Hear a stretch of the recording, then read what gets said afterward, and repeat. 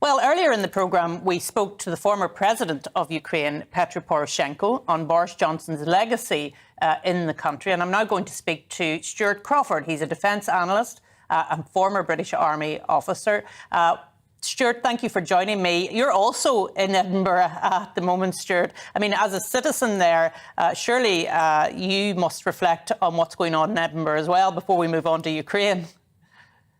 Yes, indeed, Arlene. I was in Edinburgh about 2 or 3 days after the strike had started, and the rubbish was already beginning to build up. And it's a great shame, actually, because in many ways Edinburgh is Scotland's showcase as our capital city, and the festival is the biggest festival in the world of its kind. And it was very disappointing to hear some of the visitors from elsewhere just remarking on what an absolute tip the streets were. Just in passing, I remember when I was much younger, there was a Glasgow bin strike, and I was in my late teens, I think, and eventually the army was called in to deal with it.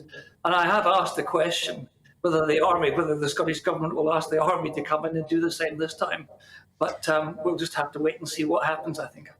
Well, I think there's probably more chance of the army being invited in than the private sector being invited in, perhaps by the SNP. Sure. But let's go back to Ukraine. And I don't know whether you had the chance to listen to former President Poroshenko, but he was being very clear about the need for support continuing from the UK and the US for Ukraine, despite the fact that we do have this cost of living crisis coming, energy prices rising. And he was saying support must continue because Ukraine is standing for freedom across the world. Did you hear what he had to say?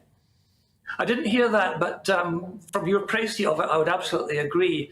The UK has been a very good friend of Ukraine in terms of support. I think in terms of bilateral military supplies, we have only come second to the USA in absolute terms.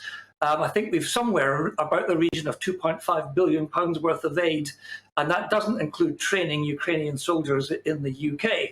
And the USA has actually made about 4 times that, around about 10 billion so far. It's very difficult to keep up with the figures. But if you look at it in relative terms as percentage of GDP, which countries are committing to support Ukraine, the UK is only 6th.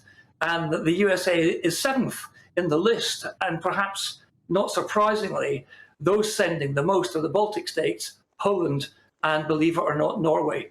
So maintaining that support is extremely important for Ukraine and also for the whole of the West. And I hope that the next Prime Minister, whoever she may be, will continue what Boris Johnson has done so successfully. And Stuart, you will have heard President Zelensky talk about the nuclear plant where the Russians, as I understand it, are occupying the nuclear plant. They disconnected from Ukraine's power grid. And he's saying that we were minutes away from a nuclear disaster. What's your take on what's happening in relation to the nuclear plants in Ukraine? This is the plant at Zaporizhzhia, I think it is. Excuse my pronunciation. Yeah, absolutely. I mean, the critical thing about the nuclear plant is obviously it creates electricity, but the nuclear reactors need to be cooled by circulation of water. And by disconnecting the nuclear power station from the grid, it was necessary for the backup systems to kick in. And so, and I think, there's a direct backup system from a nearby thermal power station, and then I suspect there'll also be another backup system using generators, diesel generators, etc., etc.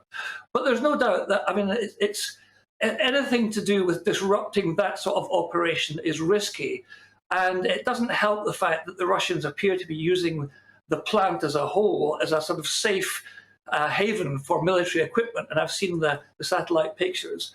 So I think we have to be very careful about what goes on at that nuclear plant and be ready to well, by whatever means necessary, persuade both Russia and Ukraine to make sure that it's safe. But of course, power plants are one thing. Should we be concerned also about the tactical use of nuclear weapons, Stuart? Is that something that we in the UK should be worried about? One can never say never, but my take on it would be that if the Russians were tempted to use tactical nuclear weapons, of which they have, I think, about 1,500, then it would definitely lead to escalation and might lead towards direct intervention by the USA and NATO. I think Russia's got little to gain and a lot to lose if it does deploy tactical nuclear weapons. So personally, I'm not too worried about it. But again, it's one of these things you always have to keep your eye on, just in case things begin to go wrong. Obviously, the Prime Minister here is moving on. He's been a huge friend of the Ukrainian President. He made his third visit and has been given the Order of, I think it's the Order of Liberty, when he visited on Wednesday. Do you think it will have an impact on the morale of the Ukrainians, given that Boris Johnson is moving on and has been such a visible support to President Zelensky? Yes, I think we can. I mean, we can criticise Boris Johnson for lots of things, but in terms of his policy towards the Ukraine, I think he's got it absolutely spot on, and I think he is rightly admired by the Ukrainians for doing that.